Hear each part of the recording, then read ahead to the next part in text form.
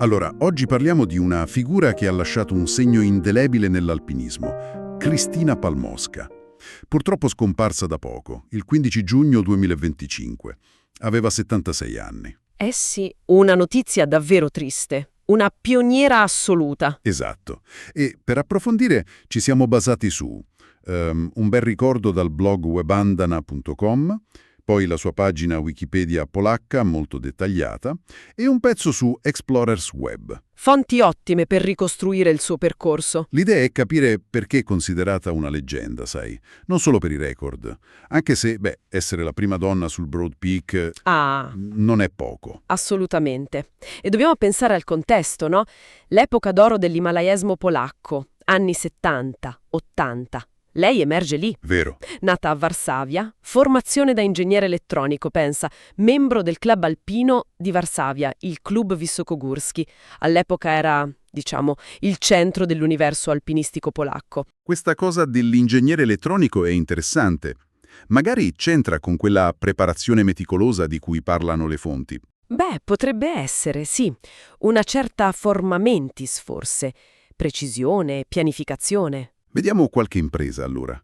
Spesso scalava con altre grandissime, Anna Czerwinska, Wanda Rutkiewicz.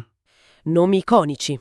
Già nel 77, pensa, con la Czerwinska fa la seconda salita femminile della Nord del Cervino. Che parete, eh? Leggendaria. E l'anno dopo, nel 78, arriva la prima invermale femminile, sempre lì, sulla Nord del Cervino, con Czerwinska, Rutkiewicz e Irena Keinsa, un team tutto femminile. Impressionante per quegli anni. Ma è sull'Himalaya che Cristina fa, il salto di qualità. Sposta proprio i limiti. Decisamente. Nel 79 è la prima donna sul Rakaposhi, 7.788 metri, e apre pure una via nuova.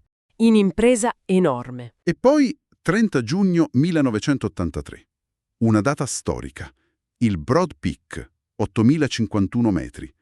Lei e Anna Czerwinska sono le prime donne in vetta. Ma c'è un ma vero. Non è solo questo. No, qui sta il punto. Il come lo fanno.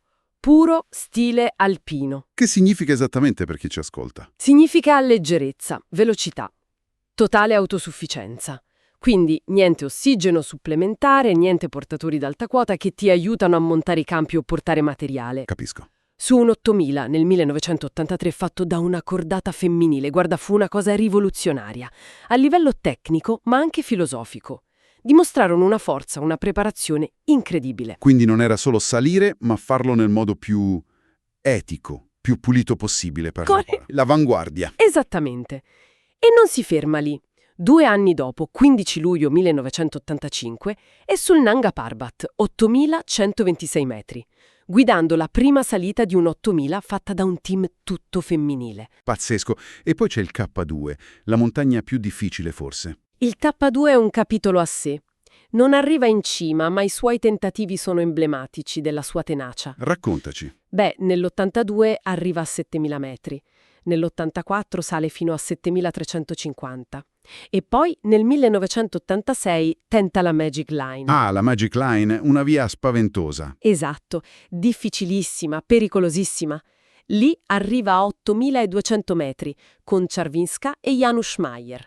Sai, arrivare a quella quota, su quella via, è già un'impresa enorme di per sé. Immagino. Questo fa capire la sua determinazione. Assolutamente. E da tutto questo emerge il suo ruolo, una pioniera in un mondo, quello dell'alpinismo d'alta quota, che era quasi esclusivamente maschile.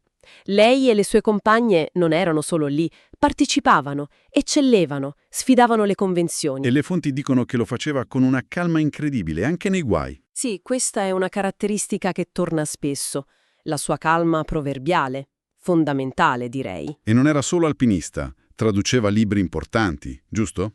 Portando in Polonia autori come John Krakauer. Sì, contribuiva a diffondere la cultura della montagna.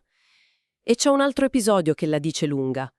Nel 75, sul Gasherbrum 2, interrompe la sua salita per partecipare a un tentativo di soccorso. Un gesto che mostra molto della persona, al di là dell'atleta. Etica, cameratismo. Proprio così. E purtroppo la sua fine è avvenuta proprio lì, tra le sue montagne.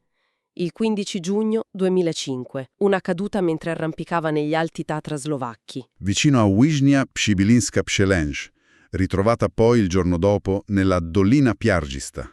Una fine davvero tragica. Sì, molto. Però Kristina Palmowska ci lascia un'eredità fortissima, simbolo di forza, indipendenza.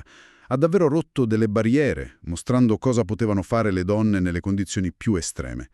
La sua leggenda continua a ispirare, non c'è dubbio. Sì, e il suo modo di andare in montagna, questo rispetto, questo rigore etico che le viene attribuito, la rende un modello. Non sono solo record sportivi le sue scalate, sono testimonianze di determinazione, di preparazione, ma anche di spirito umano. Abbiamo toccato tanti punti.